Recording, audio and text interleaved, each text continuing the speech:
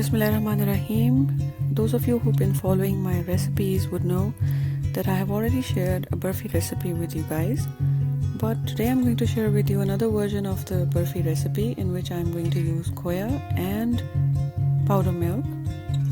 And this is going to be even more decadent than the previous one, and it is going to be more delicious than you buy from the sweet shop or any bakery. So without further ado, let's get ahead with the making. And first of all, we are going to make khoya, and that's a simple procedure. It's time consuming, but it is totally simple. All you have to do is you simmer your milk, you evaporate it till it becomes khoya.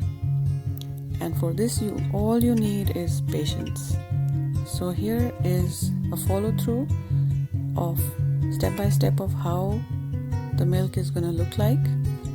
I took a gallon of milk and I'm going to reduce it, and I will end up with a liter of khoya. And after that, I will tell you what we are going to do with that khoya. The ingredients are very simple. Like I said, I took a gallon of milk, then I need a cup, and sometimes if you like very sweet barfi, you might need a cup and a half of sugar. You will need cardamom powder, and you will need 2 cups of powder milk. And in addition, if you like, you can use the gyura essence, and you will need some pistachios or almonds for topping and decoration. So first, let's follow and see when our khoya is ready. Then I will tell you the next steps.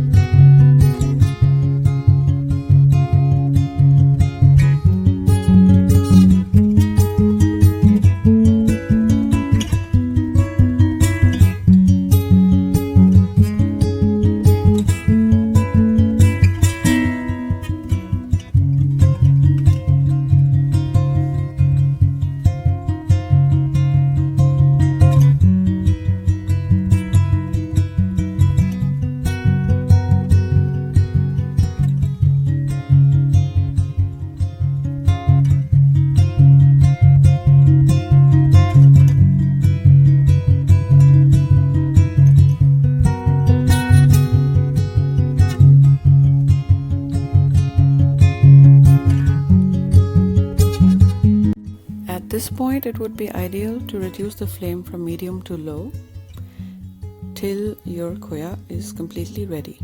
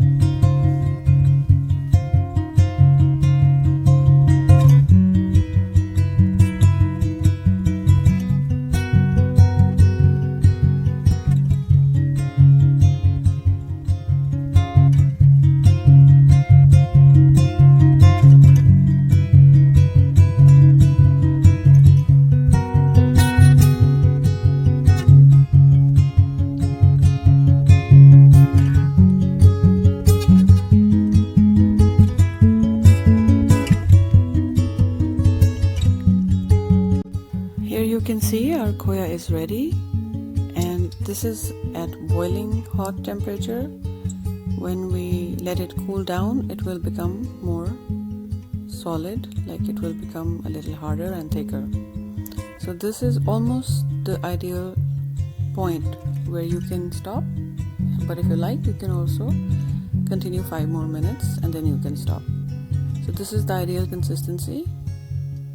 When it cools down, it will thicken automatically. Here you can see this is my cold khoya. I'm going to add the sugar and the powder milk here, and I will again light up my stove to a medium flame, and we need to cook this again. I'm going to add a tablespoon of cardamom powder, and I'm going to add a tablespoon of Cura essence, and I'm going to mix all this very well. I don't have to mix and cook it too much, but I'll just cook it a little bit till I'm sure that the sugar has completely dissolved inside. And when my spatula, I mix it with the spatula and it leaves the bottom of the pan, like as you can see. When I move my spatula across the pan, I can see the bottom of the pan through it. So ideally that's the point where you can stop and let it cool again in your mold.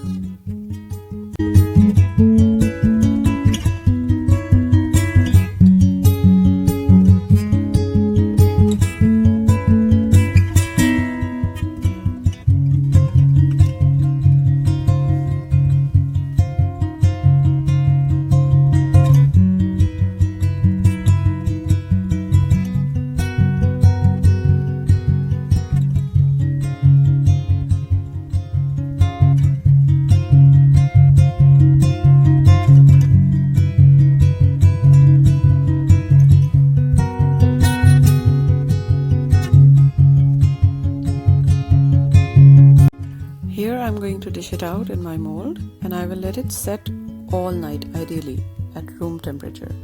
If you're going to put it in the fridge, then you can let it cool down to about 6 to 7 hours. But if you're cooling it on room temperature, let it stay all night, and preferably eat it next day. The longer you let it stay and cool down, the harder and more solid Barfi will be formed. If you try to eat it earlier than that, then it might not be very solid. It might be very soft, and it will break easily. But if you want the perfect Barfi, let it sit on your kitchen counter for 12 hours or in the fridge for about 6 to 7 hours. And this is our final product, and I am very, very happy with it. Mashallah, and you would love it.